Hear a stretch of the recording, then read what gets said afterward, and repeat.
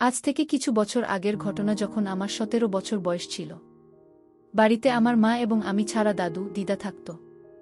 বাবা কাজের জন্য বাইরে থাকত, 15 দিন পর একবার বাড়িতে আসত। মায়ের বয়স ছিল 37 বছর, নাম কামিনী।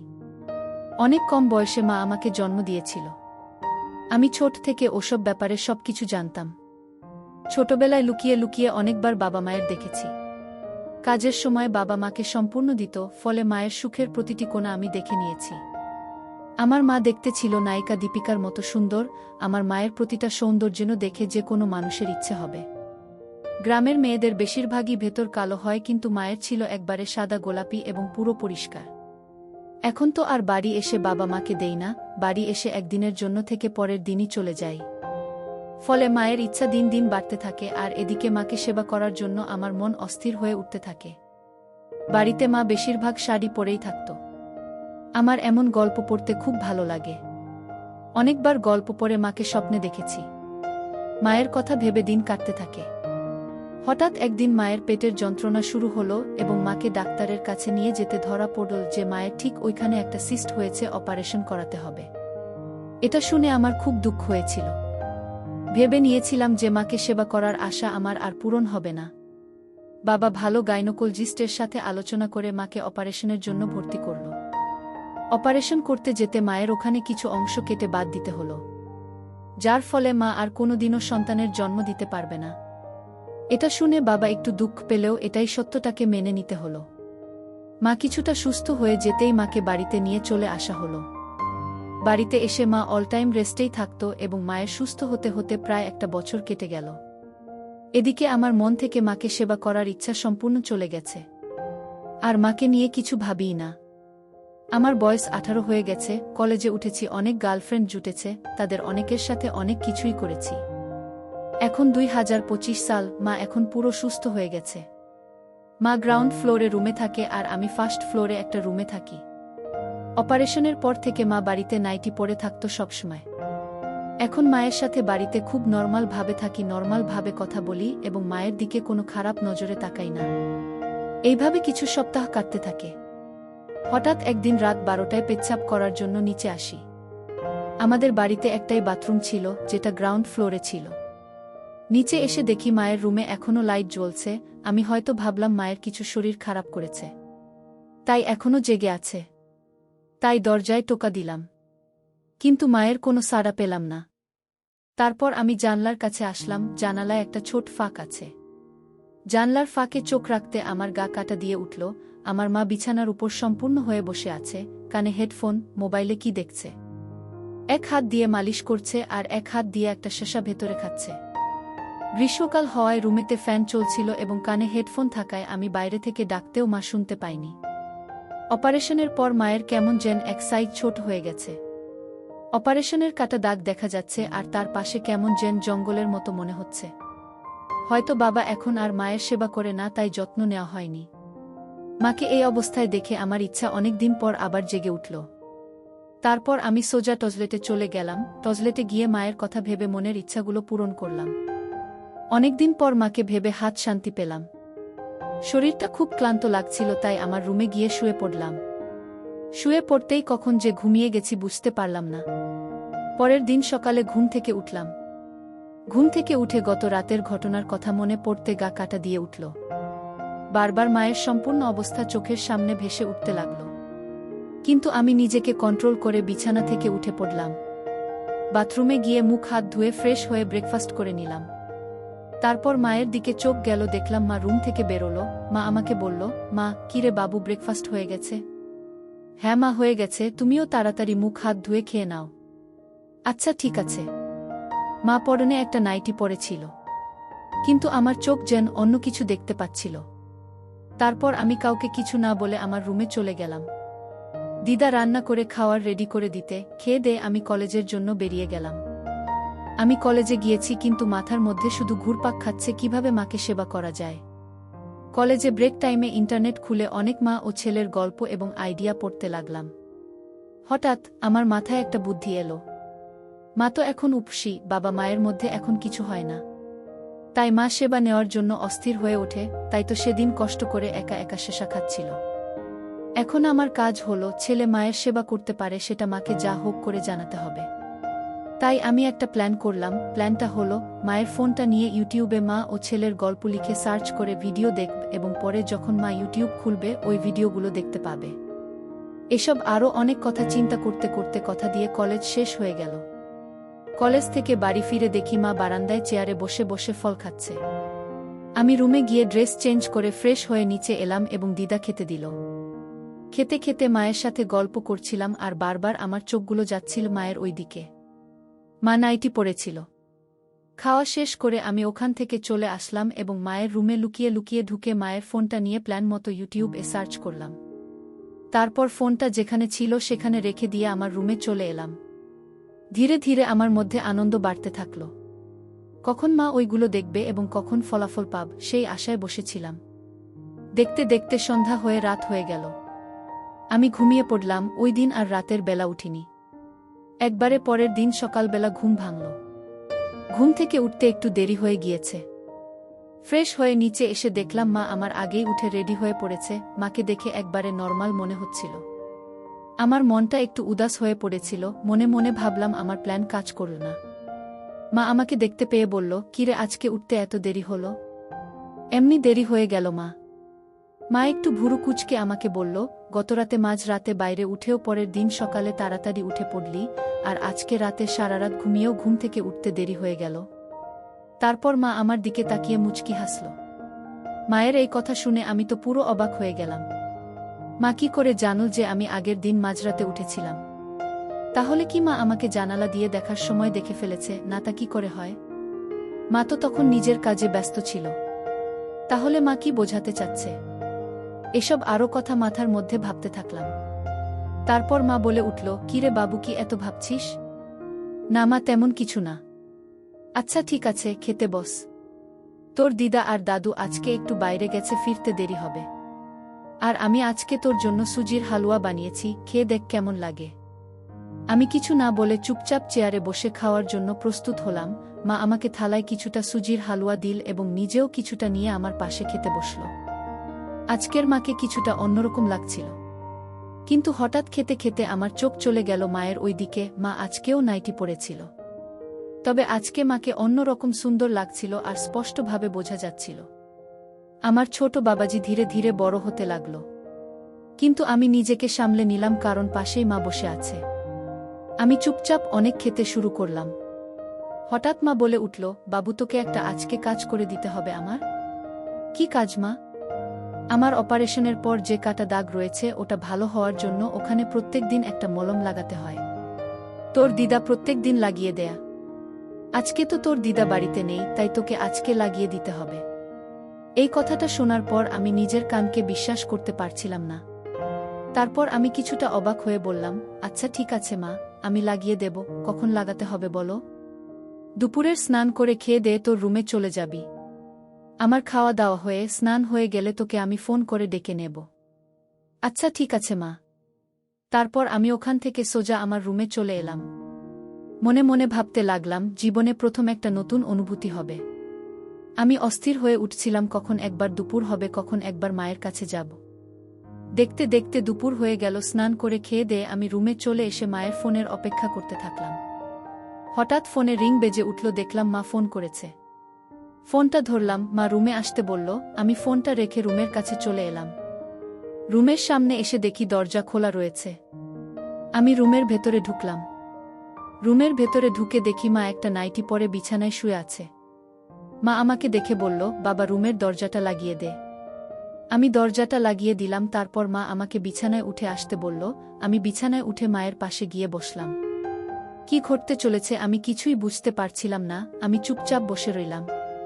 মা আমাকে বলল, টেবিলে মলমটা রাখা আছে, নিয়ে আসতে। আমি নিয়ে এসে মাকে দিলাম। তারপর মা সম্পূর্ণ হলো। এটার জন্য আমি একদম প্রস্তুত ছিলাম না। আমি হাঁ করে মায়ের দিকে চেয়ে বসেছিলাম। মা আমাকে হাত ধরে নাড়া দিয়ে বলে উঠল, ওরকম করে হাঁ করে কি দেখছিস? এই নে ধর, মলম নিয়ে মালিশ করে দে এই জায়গাটাই। আমি মায়ের হাত থেকে মলমটা নিয়ে কিছুটা মলম বার করে হাতে নিয়ে উপর দিলাম।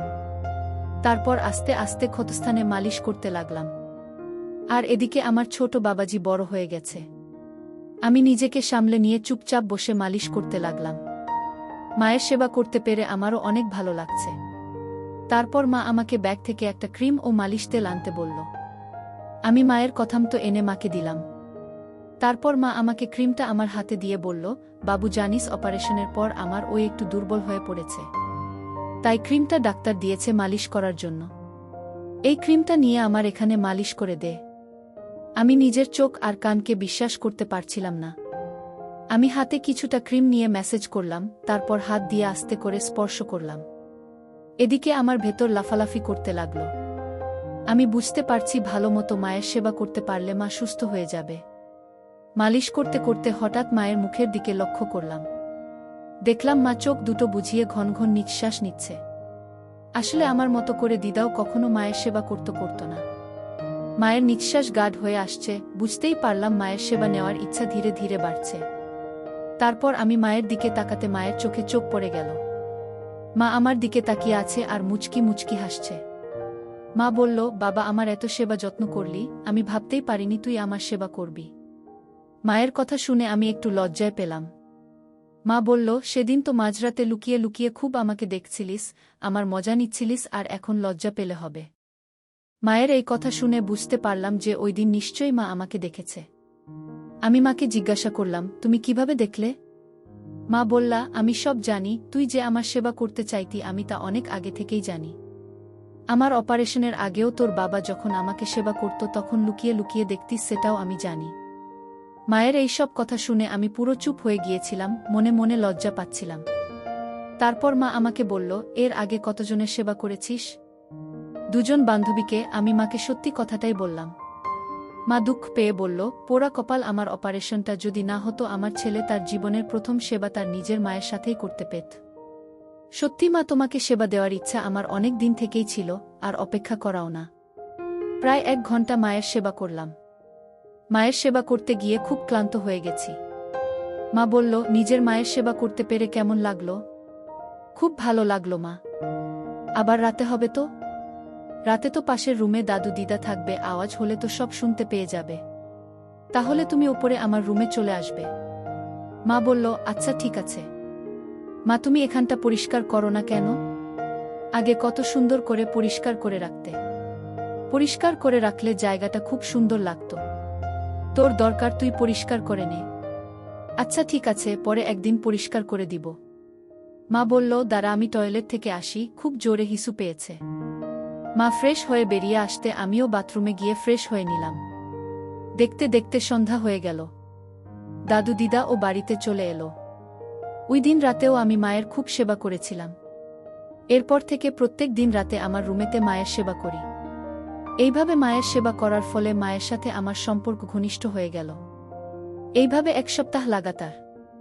এরপর কিভাবে ওখানের ময়লা পরিষ্কার করা যায় পরিকল্পনা করলাম। পরের দিনটা ছিল ছুটির দিন, রবিবার। সকাল বেলা ঘুম থেকে উঠে ফ্রেশ হয়ে নিচে এসে দেখি মা আগে থেকেই আমার জন্য ব্রেকফাস্ট নিয়ে অপেক্ষা করছে। আমাকে দেখতে পেয়ে মা আমাকে গুড মর্নিং বলল। আমিও গুড মর্নিং বললাম। তারপর খেতে বসলাম। খেতে খেতে মায়ের সাথে গল্প করতে লাগলাম। মা, তোমার জন্য আজকে একটা সারপ্রাইজ আছে। কি সারপ্রাইজ বলো না? সারপ্রাইজ যদি আগে থেকে বলে দিই সেটা আর সারপ্রাইজ থাকবে কি করে? আচ্ছা শোনো, আমি খেয়ে দিয়ে বাজারের দিকে বেরোবো। কিছু আনার থাকলে বলে দিও। না, বাজারে ভালো লুব্রিকেন্ট পেলে নিয়ে আসিস। আচ্ছা ঠিক আছে। তারপর আমি খেয়ে দিয়ে বাইক নিয়ে মার্কেটের দিকে চলে গেলাম। বাড়ি ফিরতে প্রায় দুপুর 11টা বেজে গেল। আমি তো আজকে আগে থেকেই প্ল্যান করে রেখেছি মায়ের ওই ময়লাগুলো ভালো করে পরিষ্কার করে আজকে হেব্বি কাজ হবে। তাই খুব সুন্দর সুগন্ধযুক্ত একটা লুব্রিকেন্ট নিয়ে এসেছি। বাড়িতে এসে দেখি মা গায়ে কাপড় জড়িয়ে টয়লেটের দিকে যাচ্ছে। মাকে দেখতে পেয়ে মাকে বললাম, মা আজকে একসাথে স্নান করব। আচ্ছা ঠিক আছে, আমার খুব জোর টয়লেট পেয়েছে, টয়লেট করে তোকে ডেকে নেব। আচ্ছা তুমি টয়লেট করতে যাও, কিন্তু টয়লেটের দরজাটা খোলা রাখবে, আমি আসছি। ওরে আমার দুষ্টু ছেলে রে, আচ্ছা ঠিক আছে, আয় তাড়াতাড়ি। তারপর আমি বাবার সেভিং কিটটা আর সেভিং ক্রিমটা নিয়ে টয়লেটের দিকে গেলাম। আমার হাতে সেভিং ক্রিম আর সেভিং কিট দেখে মা বুঝতে পেরে গিয়েছিল কি সারপ্রাইজ দিতে চলেছি। তারপর আমি গামছা দিয়ে মায়ের চোখ বেঁধে দিলাম আর বললাম, সব হয়ে যাওয়া পর্যন্ত চোখ বন্ধ রাখ, পরে জাদু দেখাব তোমায়। ঠিক আছে। মা বলল, এরকম ভালো কাজ তুই করতে পারুস। তোর বাবাও এমন ভালো কাজ করেনি। তুই সত্যি জাদু জানিস। কি যে বল মা, জাদুকর আমি নই সেটা তুমি। মা মুচকি হাসল। আমি মায়ের কষ্ট সইতে পারছিলাম না। এবার আমি মাকে জল ঢেলে স্নান করিয়ে গা মুছে দিলাম। আমি নিজেও স্নান করলাম। আমি গামছা নিয়ে গেছিলাম, সেটা পরে নিলাম। আর মাকে একটা গামছা পরিয়ে দিয়ে আমার রুমে এনে আয়নার সামনে দাঁড় করালাম। মা নিজেকে আয়নায় দেখে অবাক। এটা কি সত্যি আমি? বিশ্বাস হলো না। মা নিজের চোখেই নিজের পরিষ্কার দেখে অবাক। সত্যি তো পরিষ্কার দেখে আজ আমাকে সত্যি খুব ভাল লাগছে। এবার দুজনেই রেডি হয়ে নিলাম। দিদা আমাদের জন্য ভাত বেড়ে রেখে দিয়েছিল। দুজনেই দুপুরের খাবার খেয়ে নিলাম। আমার প্রথমে খাওয়া হয়ে যেতে আমি আমার রুমে চলে এসেছি, এসে শুয়ে পড়েছি। কিছুক্ষণ পর দেখি পেছনে পেছনে মাও আমার রুমে এলো। আমি মাকে দেখতে পেয়ে বললাম, কি গো, দুপুরে ঘুমাবে না? না রে, ঘুমাতে ইচ্ছা করছে না। ভেতরটা এখনো কেমন যেন করছে। আর একটু মায়ের সেবা কর। আবার সেবা করব? হ্যাঁ, কেন, তুই কি আমার সেবা করতে পারবি না? তোর বল শেষ। তুমি যখনই বলবে তখনই তোমার সেবা করার জন্য আমি প্রস্তুত। আহারে আমার লক্ষ্মী ছেলেটা। মা বলল, এভাবে আমি বেশিক্ষণ থাকতে পারব না, যা করার তাড়াতাড়ি করবি। মায়ের সেবা করতে আমার অনেক কষ্ট হচ্ছিল। তবুও মাকে সুস্থ করার জন্য মায়ের সেবা করে গেলাম। তারপর প্রায় 1 ঘন্টা পর ঘুমিয়ে পড়লাম। আমার ঘুম ভাঙল সন্ধে 6টায়। আমি ঘুম থেকে উঠে দেখি মা তখনও ঘুমাচ্ছে। মাকে ওই অবস্থায় এবং ঘুমিয়ে থাকাতে পুরো পরীর মতো লাগছিল। আমি মাকে ডেকে ঘুম থেকে তুললাম। ঘুম থেকে উঠে মা ফ্রেশ হতে নিচে চলে গেল, আমিও ফ্রেশ হয়ে নিলাম। দুজনে ফ্রেশ হয়ে টিভি দেখতে বসলাম। দিদা আমাদের দুজনের জন্য চা করে নিয়ে এলো। আর দিদা বলে গেল যে আজকে দুগ্ধ চা হবে না, বাড়িতে দুগ্ধ নেই, দাদু মার্কেটে গেছে দুগ্ধ আনতে। দিদা রান্নাঘরে চলে যেতে মাকে বললাম, বাড়িতে কত দুগ্ধ থাকতে দিদা বলে দুগ্ধ নাই। কেন যে এমন মিথ্যা কথা বলে? দেখলে কি হবে, আসলেই কোথাও নেই। আচ্ছা মা, আমি ছোটবেলায় কতদিন খেয়েছি? অনেকদিন খেয়েছিস আমার। প্রচুর হতো, তুই খেয়ে শেষ করতে পারতিস না, তোর বাবাও খেত। আচ্ছা মা, এখন আর তোমার হবে না? না রে বাবু, একমাত্র প্রেগন্যান্সি হলে তারপরেই বাচ্চা জন্ম দিলে আসে। আমি তো আর কখনো বাচ্চা জন্ম দিতে পারব না। আচ্ছা মা, এই ব্যাপারে কোনো গাইনোকোলজিস্টের সাথে কথা বললে কেমন হবে?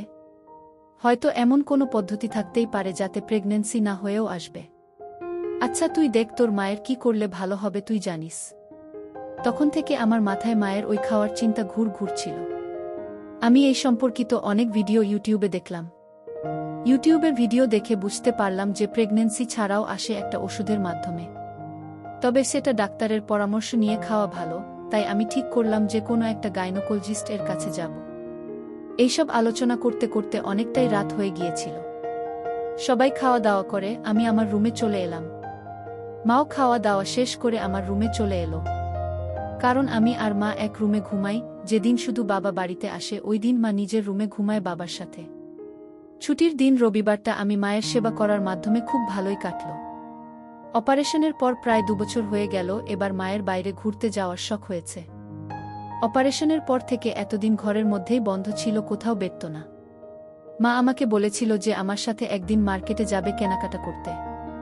দিনটা ছিল বুধবার, পাবলিক হলিডে, কলেজে ছুটি ছিল। মাকে সকাল থেকে বলে রেখেছি যে বিকালের দিকে শপিংয়ে যাব। বিকালে 4টার সময় মা রেডি হয়ে গেল। আমিও রেডি হয়ে পড়লাম। দুজনে বেরিয়ে গেলাম মার্কেটের উদ্দেশ্যে। কাছেই একটা বাস স্টপেজ থেকে বাস ধরার জন্য অপেক্ষা করতে থাকলাম। কিছুক্ষণ পর বাস আসলো। আমরা বাসে উঠলাম। বাসে প্রচণ্ড ভিড়। বসার জায়গা তো নেই, ঠিকভাবে দাঁড়ানোই যাচ্ছে না। মাকে দেখলাম অনেকেই ঘিরে রেখেছে। মা বেশ অস্বস্তিতে পড়ে গেছে। অবস্থা বেক্তিক দেখে আমি ঠেলে ঠুলে মায়ের পিছনে গিয়ে দাঁড়ালাম। তারপরে এক হাত দিয়ে যতটা সম্ভব মাকে সামনের দিক থেকে ঠেলা দিয়ে আমার দিকে আনার চেষ্টা করলাম। মা দেখল আমি ঢালের মতো দাঁড়িয়ে আছি। মা বলল, উফ বাবু, তুই ছিলি কই? মা, চিন্তা নেই, আমি আছি। কিছুক্ষণ পর একটা সিট খালি হতে মাকে বললাম সেখানে বসতে। মা বলল, না, আমার ছেলে দাঁড়িয়ে থাকবে, আমি বসব, তা হবে না। বাবু তুই বস, আমি তোর কোলে বসি। যেহেতু আমরা মা ছেলে তাই কেউ আপত্তিও করল না। আমি সিটে বসে পড়লাম, মা আমার কোলে বসে পড়ল। আমি হাত রাখার জায়গা পাচ্ছিলাম না, তাই মা বলল, বাবু হাত আমার সামনে রাখ। আমরা শহরে পৌঁছে গেলাম। একটা বড় শপিং মলে ঢুকলাম। মাকে দারুণ সুন্দর লাগছে দেখতে। আমরা প্রথমে একটা লেডিস কর্নারে ঢুকলাম। দোকানের নারী সেলসম্যান দেখেই এগিয়ে এলো। বলল, স্যার কি চাই বলুন। এখানে সব রকমের জিনিস পাবেন বৌদির জন্যে। আর বৌদি যা সুন্দরী সব কিছুতেই মানিয়ে যাবে। বুঝলাম আমাদের মা ছেলেকে স্বামী স্ত্রী ভেবেছে। মার দিকে তাকাতে দেখলাম মা লজ্জায় লাল হয়ে গেছে। আমি বললাম, আচ্ছা কিছু লেটেস্ট পোশাক দেখান তো। তখন সেলসম্যান কিছু ওই পোশাক আনলো, যেগুলো আসলে কিসের জন্যে পরে আমি নিজেও বুঝি না। আমি বললাম, দিয়ে দিন। এবার মা বলল, খোকা কিছু গয়না পছন্দ হয়েছে কিনব। মায়ের জন্য কিছু গয়না নিলাম।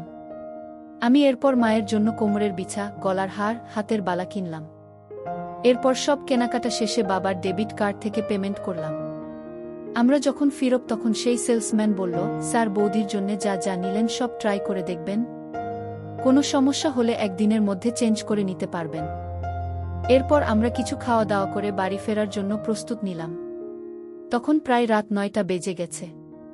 আমাদের বাড়িটা ছিল গ্রাম এলাকায়, তাই শহর থেকে গ্রামে যাওয়ার প্রায় সব বাস চলাচল বন্ধ হয়ে গিয়েছিল। তাই আমরা ঠিক করলাম আজকের রাতটা এই শহরের একটা হোটেলে রুম বুক করে থেকে যাব।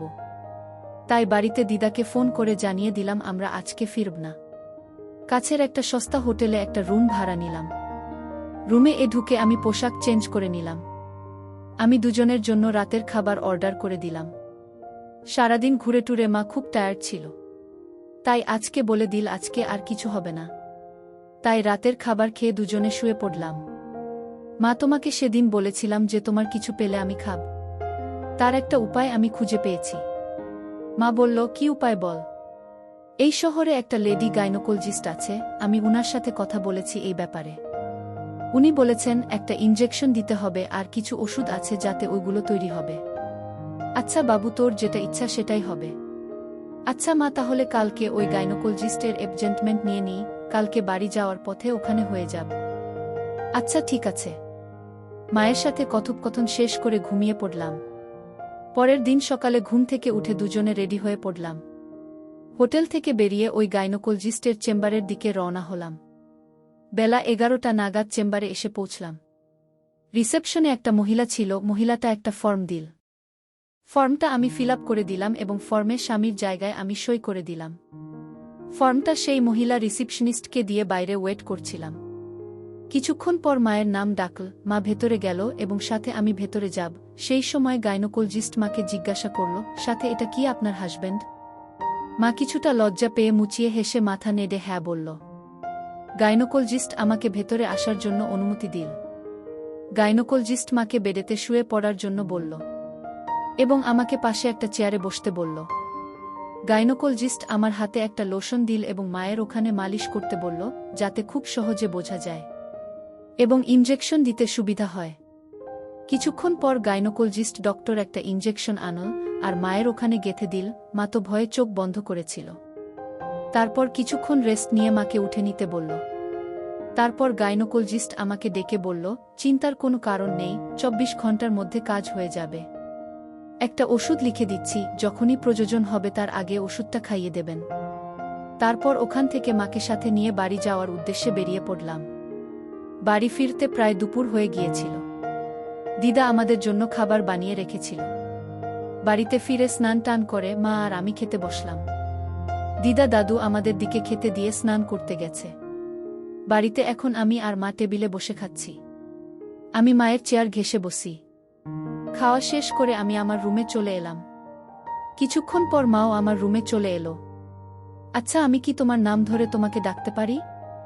হ্যাঁ বাবু, তুই আমার নাম ধরে ডাক, আমি তোকে স্বামী মনে করে উত্তর দেব। প্রায় 1 ঘন্টা মায়ের অনেক সেবা যত্ন করলাম। মায়ের সেবা করে ক্লান্ত হয়ে কখন যে ঘুমিয়ে পড়েছি টের পাইনি। মায়ের ডাকে ঘুম ভাঙল। ঘুম ভাঙতে ঘড়িতে দেখি সন্ধে 6টা বেজে গেছে। দেখি মা আমার সামনে দাঁড়িয়ে আছে আর আমি এদিকে সম্পূর্ণ হয়ে আছি। আমি বিছানা থেকে উঠে বাথরুমে গিয়ে ফ্রেশ হয়ে আসলাম। আমি আমার রুমে এলাম, দেখি মা বিছানায় বসে আছি। মা আমাকে দেখতে পেয়ে বলল, স্বামী আমাকে কেমন লাগছে? তার মুখের স্বামী ডাকটা শুনে খুব লজ্জা পেলাম, আমি কিছু বললাম না, চুপ করে থাকলাম। কামিনী উঠে এসে আমাকে ধরে বলল, দুপুরে তো মায়ের খুব সেবা করলে, আর এখন মায়ের কাছে লজ্জা পেলে হয়? ইসকি যে বলো না মা। আমি তো ঠিকই বলছি বাবা, আর কিছু সময় ওয়েট করো, আরও কিছু খেতে পারবে। আজকের রাত্রে আর সেবা করা লাগবে না, কালকে আশা করি সামনে এসে যাবে, তারপর আমি তোমাকে খাওয়াবো আর তুমি আমার সেবা করবে। আচ্ছা ঠিক আছে। তারপর মা নিচে রান্নাঘরে চলে গেল, আর আমি আমার রুমে বসে ফোন ঘাঁটছিলাম। রাতে খাওয়ার তৈরি হয়ে যেতে খাবার খেয়ে আমার রুমে এসে শুয়ে পড়লাম। শুয়ে শুয়ে ভাবছি কালকে মায়ের পুরোপুরি সুস্থ হবে, কালকে খেতে পারবো, খুব আনন্দ হচ্ছিল মনে মনে। এইসব কথা মাথায় চিন্তা করতে করতে কখন যে ঘুমিয়ে পড়েছি টের পাইনি। মাও তার রুমে গিয়ে ঘুমিয়ে পড়ছিল। ওই রাতে আর কিছু হয়নি।